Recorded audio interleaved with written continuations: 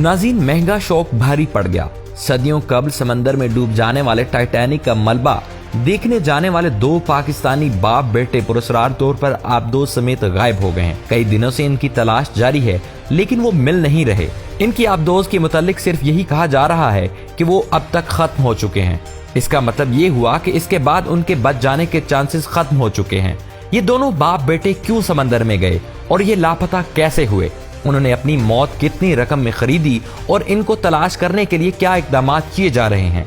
नाज़रीन, आज की वीडियो में हम आपको इन तमाम सवालों के जवाब देंगे और आपको बताएंगे कि समंदर के बीचों बीच ये खेल क्यों और कैसे खेला जाता है। लेकिन ये सब जानने से कबल आप लोगों से गुजारिश है कि हमारे फेसबुक पेज को फॉलो कर लें और यूट्यूब चैनल को सब्सक्राइब कर लें।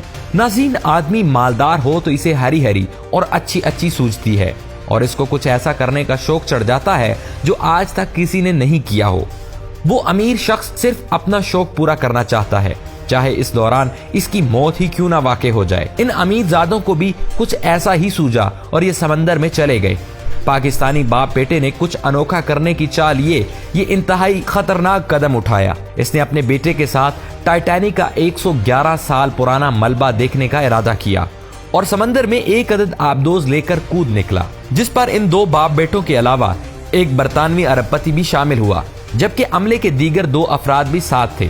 ये आबदोज कनाडा के जजीरे न्यू फाउंडलैंड से रवाना हुई और रवानगी के सिर्फ पौने 2 घंटे बाद ही आबदोज का राब्ता मुनक़ता हो गया।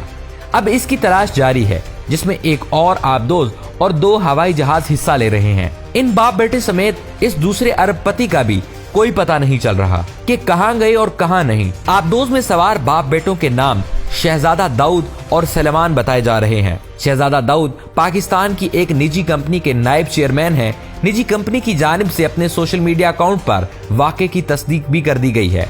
बरतानवी मीडिया रिपोर्ट्स के मुताबिक आबदोज का 8 दिन का सफर का किराया $2.5 लाख होता है, जिसमें बैठकर बहरे ओकियानूस की तह में मौजूद 3800 मीटर तक उतरकर टाइटैनिक जहाज का मलबा दिखाया जाता है। आबदोज में 4 दिन की इमरजेंसी ऑक्सीजन सप्लाई मौजूद होती है। ये आबदोज 13,100 फीट की गहराई तक जा सकती है। आप सिर्फ इस किराए का अंदाजा लगाएं और ये सोचे कि इंसान कितना बेवकूफ है कि इस कदर महंगे दामों अपनी मौत खरीद लेता है।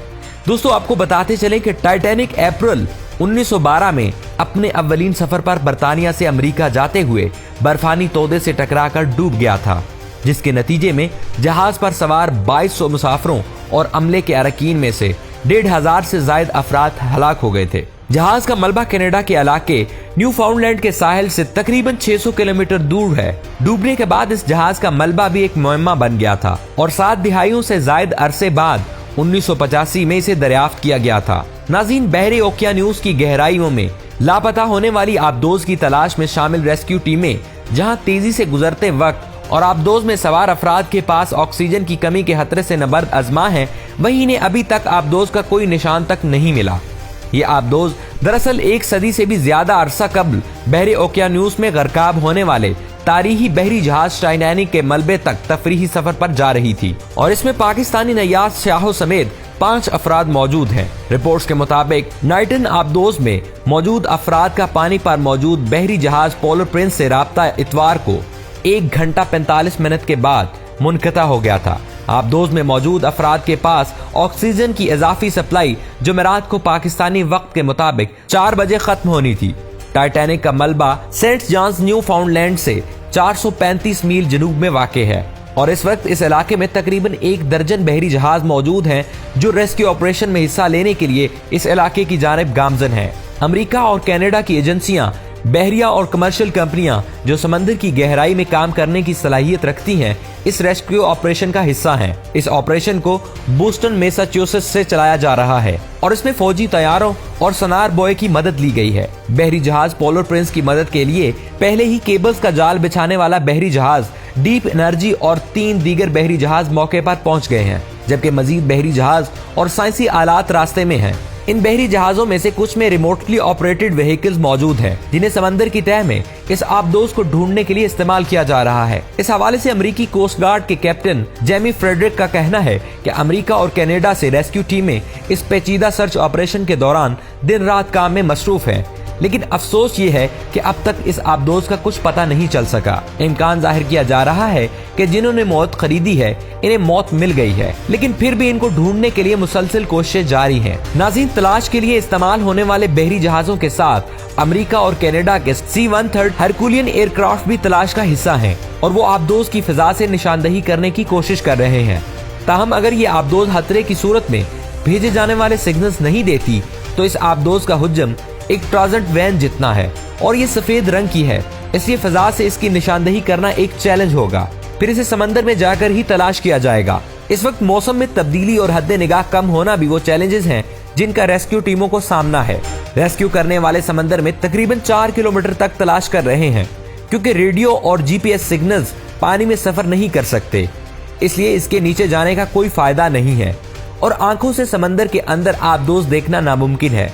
दोस्तों, इन सब टीमों के साथ साथ कैनेडियन P-3RO एयरक्राफ्ट के इलाके में सोनार सिग्नल्स की निशानदही के जरिए इस आबदोज को तलाश कर रहा है। इसके अलावा मजीद सोनार बॉय भी इस इलाके में तलाश के लिए इस्तेमाल किए गए हैं। सोनार बॉय या सोनो बॉय के जरिए पानी में मौजूद किसी भी चीज की निशानदही की जाती है और ये अक्सर दुश्मन आबदोजों को ढूंढने के लिए इस्तेमाल होते हैं।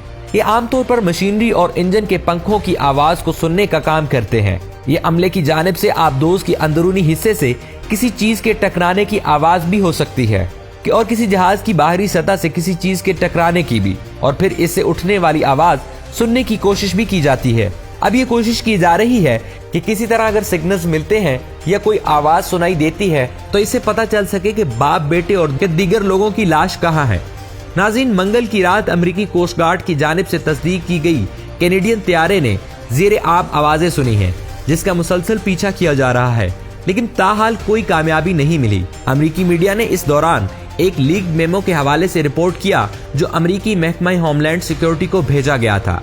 इसमें कहा गया है कि ये आवाजें किसी चीज के टकराने की आवाज जैसी हैं और ये 30 मिनट के दौरान बार बार आती रहती हैं। माहिरीन बता रहे हैं कि ये आवाजें सुनाई देना हौसला अफजा हैं, लेकिन अभी तक कोई सुराग नहीं मिल सका। यही खदशा जाहिर किया जा रहा है कि इन लोगों की मौत वाक़ई हो चुकी है, लेकिन हम अल्लाह से दुआ करते हैं कि ये आबदोज जल्द से जल्द मिल जाए।